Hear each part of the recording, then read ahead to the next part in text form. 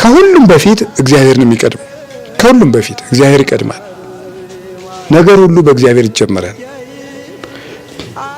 ነፃ ለመውጣት እግዚአብሔር ይቀድማል። ሙሴ ወደ ፈርዖን ከመሄዱ በፊት መጀመሪያ ወደ ማን ሄደው? ንገሩኝ እንጂ ወደ እግዚአብሔር ነው። መጀመሪያ ከእግዚአብሔር ጋር ተገናኝቶ ነው ወደ ፈርዖን የሚኬደው።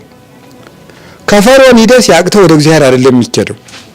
ሰው የሰይጣንን ሞክሮ ሲያቅተው ነው ወደ መንፈስ ቅዱስ የሚመጣ። ከእግዚአብሔር ጋር ሁን። እግዚአብሔርን ለብሰህ ግን ወደ ፈርዖን ትሄዳለህ።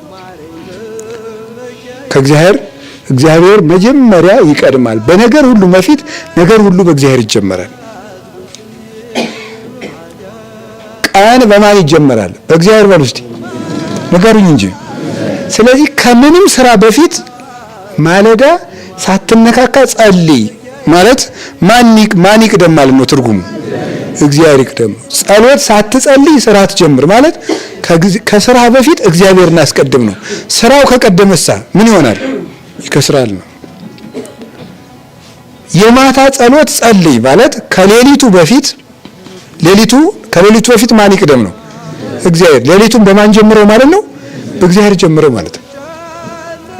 በተክሊልና በቁርባን አግባ ማለት ከጋብቻው በፊት ማን ይቅደም ማለት ነው? እግዚአብሔር ይቅደም ማለት ነው። እግዚአብሔር ይቅደም ነው።